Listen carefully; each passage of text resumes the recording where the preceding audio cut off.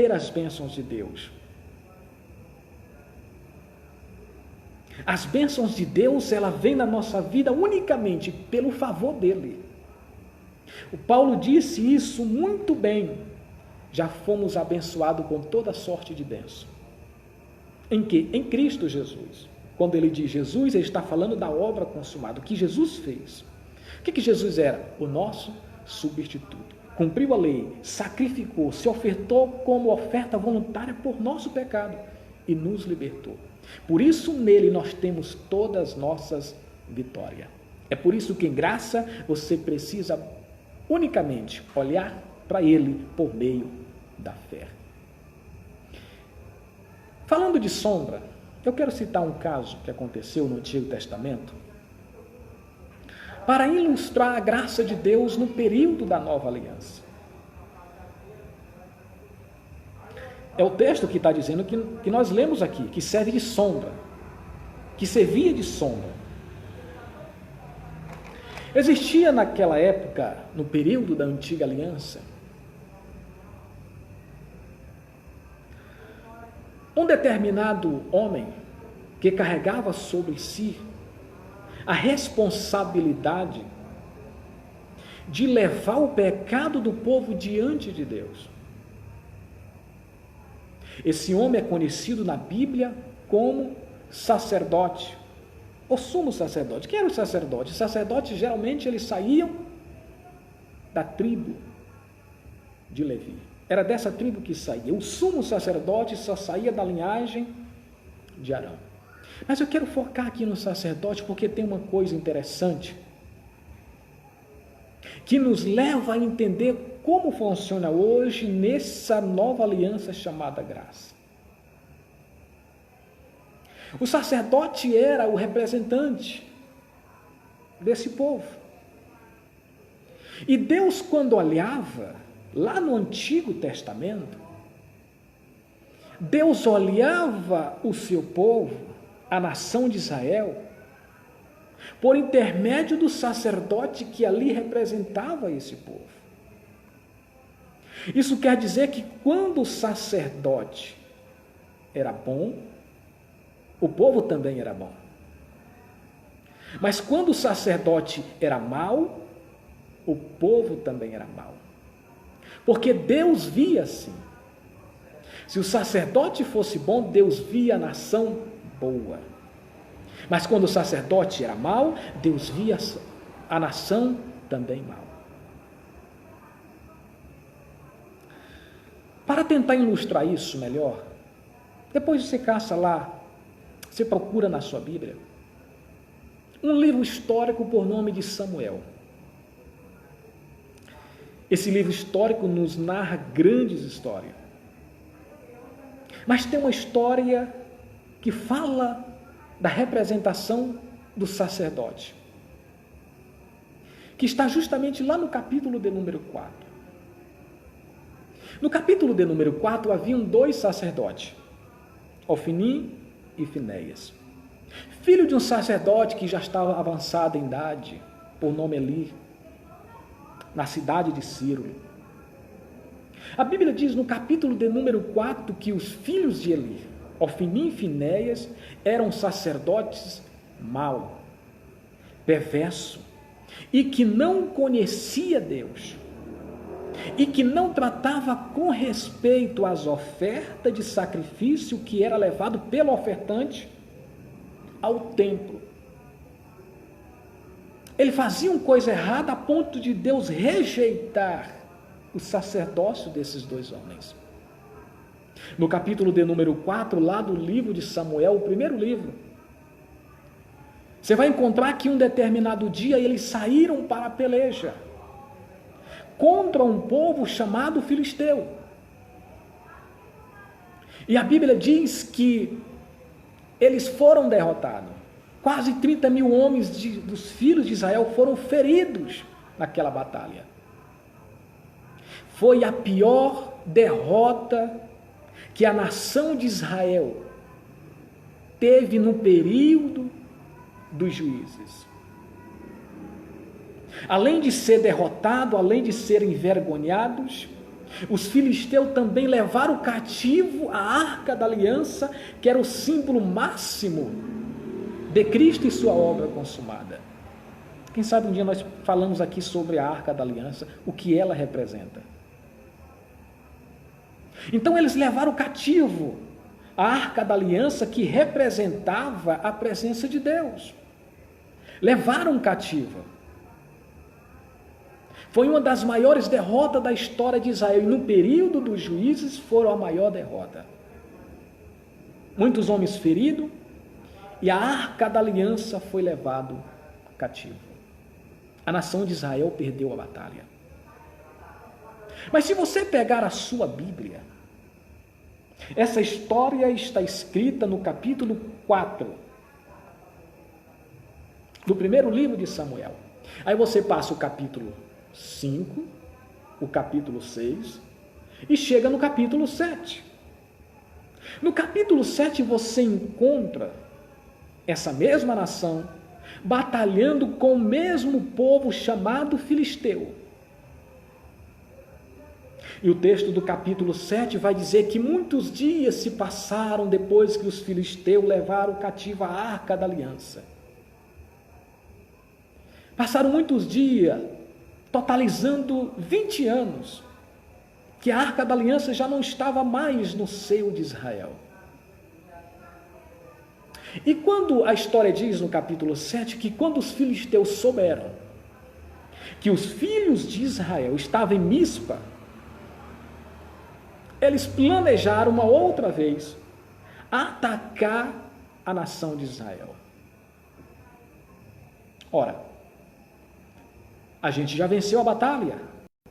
Por que não vencer novamente? Se eles já haviam vencido uma vez, eles poderiam vencer novamente. Então foi mais ou menos essa a ideia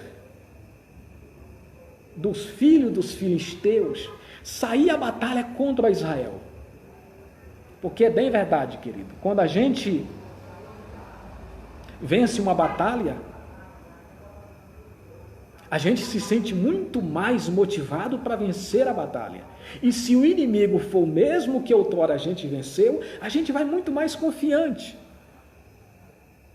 E os filisteus saíram confiantes para atacar, para encurralar os filhos de Israel em Mispa. Só que tem uma coisa interessante no texto, no capítulo 7 de Samuel. Quando os filhos de Israel souberam que os filisteus vinham, ficaram com medo. Porque uma coisa é verdade, quando a gente apanha de alguém, a gente já fica com medo. Se o camarada nos ameaçar novamente, a gente já fica todo cheio de temor. Que Deus te abençoe, Patrícia, cantora, levita de Deus. Então os filhos de Israel ficaram com medo, porque eles estavam sendo encurralados outra vez diante de uma situação que eles já haviam sido derrotados por esse povo por nome de filisteu. Só que eles foram até Samuel. Foram até Samuel e pediram a Samuel que Samuel subisse e falasse com Deus, para que Deus ajudasse eles naquela batalha.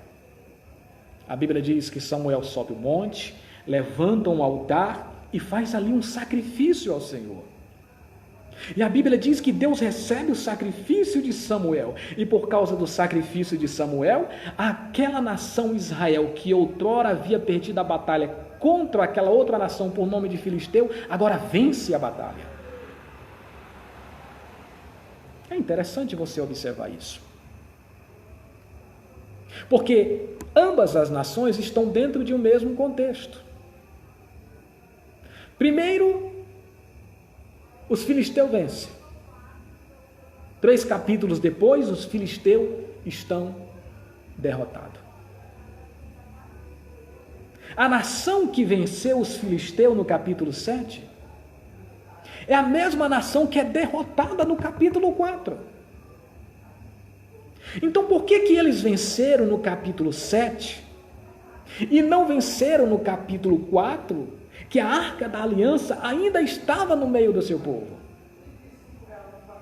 Porque se você não sabe, todas as vezes que a nação de Israel ia para a batalha, que levava a Arca da Aliança, era sinal de vitória certa. Se você lê o capítulo 7, quando os filisteus souberam que os sacerdotes voltaram para buscar a Arca da Aliança, eles disseram: corramos, porque o Deus dele é muito grandioso, foi ele que levou ele lá da terra do Egito. Então todo mundo tinha medo quando a Arca da Aliança ia para o meio da batalha. Só que no capítulo 4, com o mesmo exército e mesmo com a Arca da Aliança, Israel perdeu a batalha. E agora no capítulo 7, sem a Arca da Aliança, eles venceram a batalha. É o mesmo povo, a mesma nação. Capítulo 4, derrota. Capítulo 7, o segredo está no sacerdote. Porque Deus abençoava a nação de acordo com o sacerdote. Deus não a nação de Israel unicamente porque olhava Israel. Deus não olhava para Israel, ele olhava para o sacerdote que representava aquela nação. É assim que Deus trabalha. No capítulo 4 eram sacerdotes maus, Ofni e Finéias. E porque eles eram maus, perversos diante de Deus, o povo de Israel perdeu a batalha. Mas quando os filisteus subiram no capítulo de número 7, encontraram um outro sacerdote. E como havia agora um outro sacerdote temente, obediente a Deus, a história foi mudada. Porque Deus deu vitória aos filhos de Israel por causa do sacerdote. Isso é uma história que aconteceu na antiga aliança. É diferente do momento em que nós estamos vivendo. Os sacerdotes, eles só existiam no sentido sacerdote humano, sistema, lá no antigo pacto.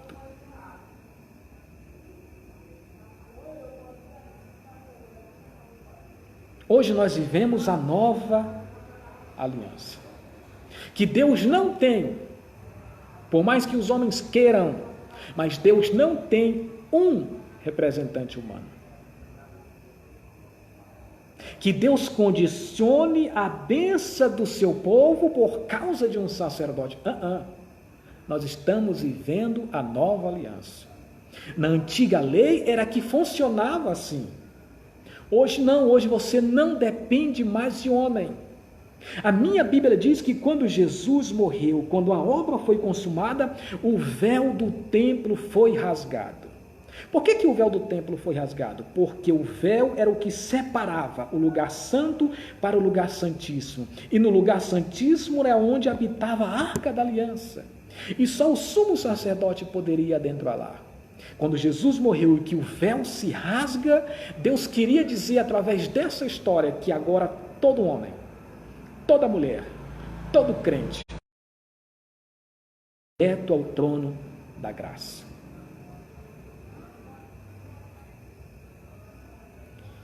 Só que o texto está nos dizendo que o que ocorreu lá serve de sombra. Nós não temos mais um sacerdote humano, mas nós temos um sacerdote muito mais excelente.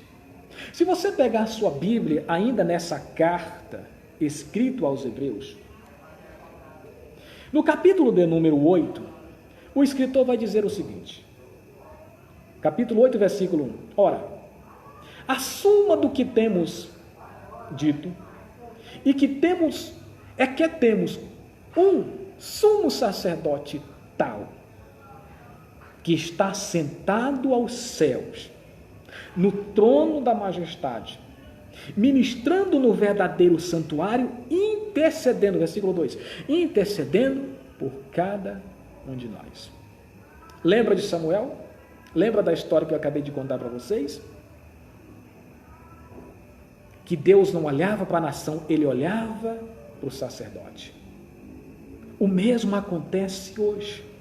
É por isso que nós pregamos a graça de Deus, favor imerecido. Porque quando Deus olha do céu, para o seu povo, Ele não olha mais as minhas falhas, mas ele olha para o sumo sacerdote. Ele olha para Cristo. Assim como o povo obteve vitória por causa de Samuel, nós temos a nossa vitória por causa de Cristo. Não é por causa do nosso comportamento, é por causa do comportamento de Cristo. Não é por causa da nossa bondade, porque de fato não somos bons, é por causa da bondade de Cristo. Não é por causa da nossa fidelidade, não temos fidelidade. Por mais que alguém pregue isso por aí, mas nós não somos fiéis. Essa é que é a grande verdade. Mas Cristo é nossa fidelidade. É por isso que Cristo é a nossa redenção. Porque sem Ele nós não somos nada. Olha para o capítulo 7 de Samuel. O que o povo fez? Correu em direção ao sacerdote.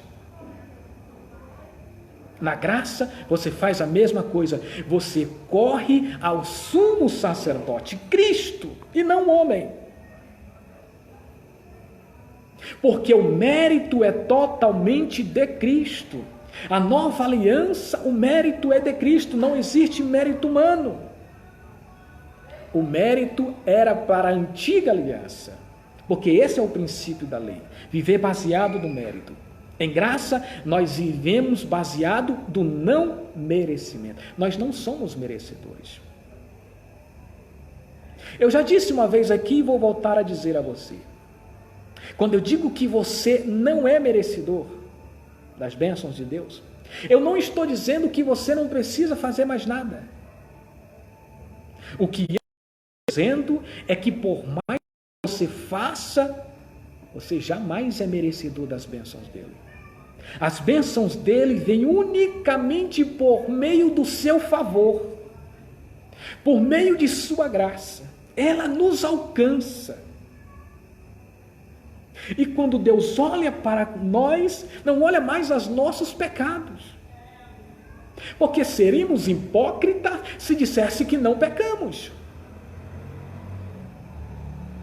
Eu me lembro que quando eu congregava na última igreja, uma antiga igreja, não quero aqui citar o nome, quem me conhece sabe. Eu disse uma vez isso, pregando, aí fizeram a minha caveira durante a semana, que eu disse justamente isso. Todos nós pecamos todos os dias. Seríamos hipócritas se disséssemos que não pecamos.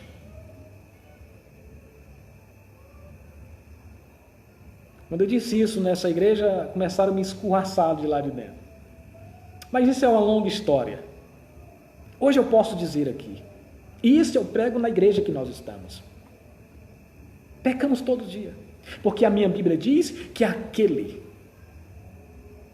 que diz que não peca já está pecando. Por quê? Porque ele já está mentindo, e mentira é pecado. Todos nós pecamos. A diferença entre o crente e o povo lá do mundo é que o crente entendeu, ou pelo menos era para entender todo mundo, que nós precisamos urgentemente de um Salvador. Precisamos urgentemente de um sumo sacerdote, e ele está à nossa disposição, intercedendo por nós. Assim como o sacerdote fazia na antiga aliança, Cristo faz conosco do mesmo jeito. Não aqueles que se intitula sacerdote por aí, que se assenta, que se intitula como sacerdote. Estou falando de o verdadeiro sacerdote, aquele a quem rendemos o nosso inteiro louvor, a nossa inteira gratidão. E estamos nos pés dele. Essa é que é a verdade da nova aliança. Na nova aliança não existe a ideia de uma cobertura sacerdotal, como alguns pregam por aí.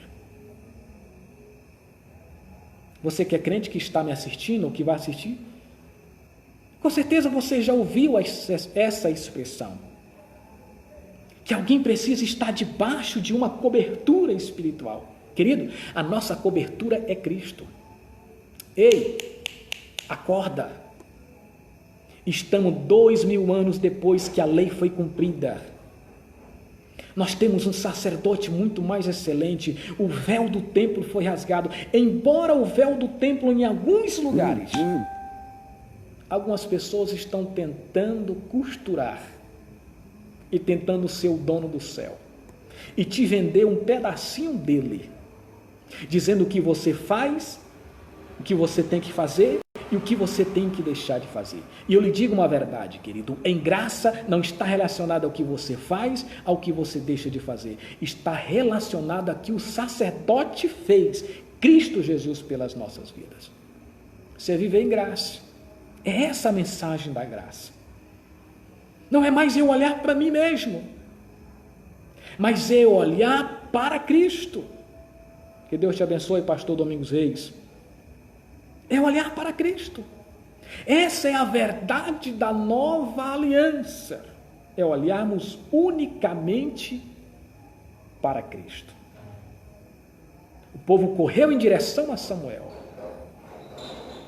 querendo de Samuel a bênção, porque a bênção viria por intermédio de Samuel. Era o sacerdote que estava ali representando o povo.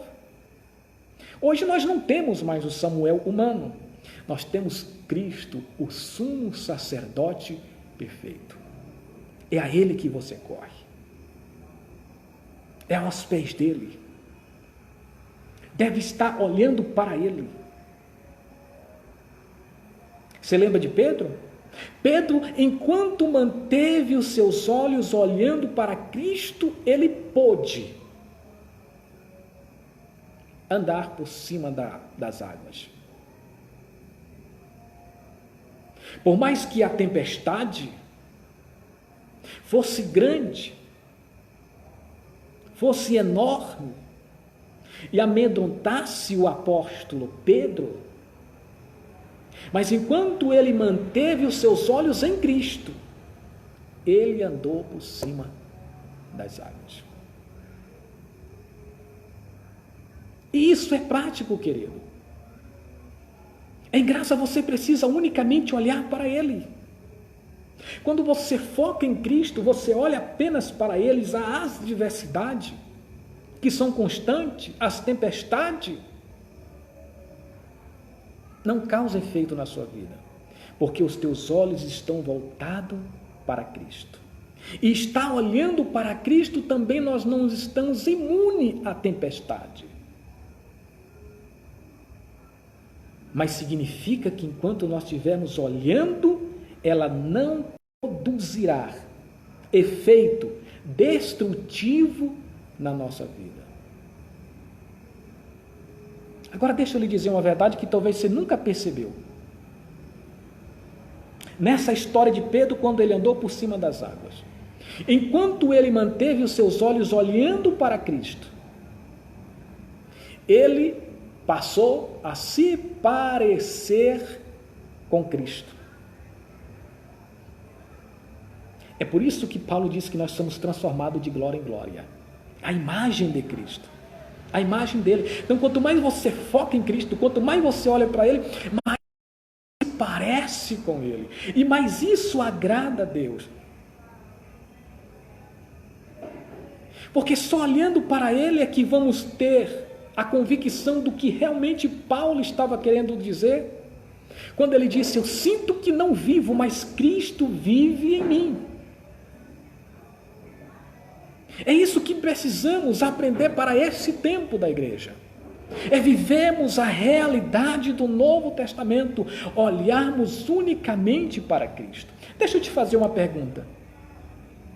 Você acha que se não houvesse tempestade, lá naquela situação, na história de Pedro, ele teria andado por cima das águas? Será que se não houvesse tempestade, ele teria afundado, sim ou não?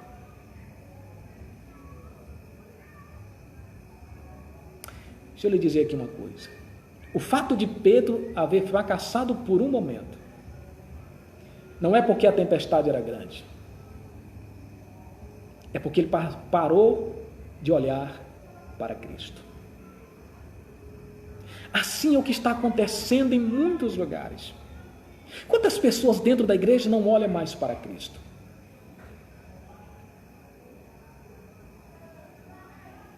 E muitas pessoas não olham para Cristo é porque não existe em alguns púlpitos de muitas igrejas mensagem que falam de Cristo.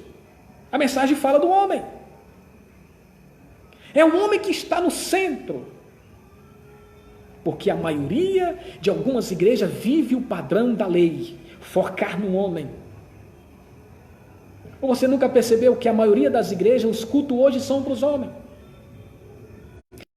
Se o líder da igreja tem uma dificuldade tremenda de administrar um culto, porque se ele não der oportunidade para o fulano, não der oportunidade para o ciclano, se não der oportunidade para o vocal tal, as pessoas vão sair zangado da igreja.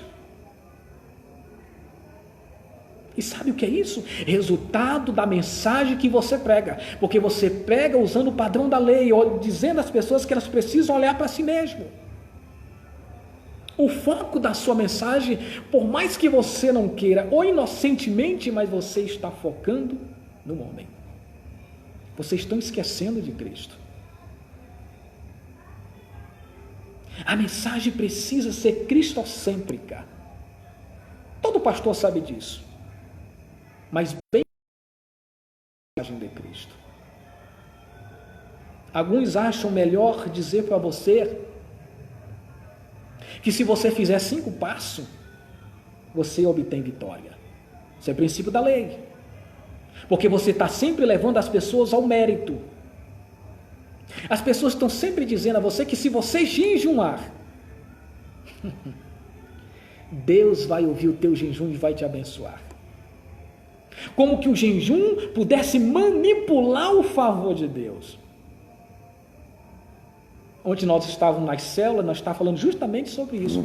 Qual é o verdadeiro jejum que agrada a Deus?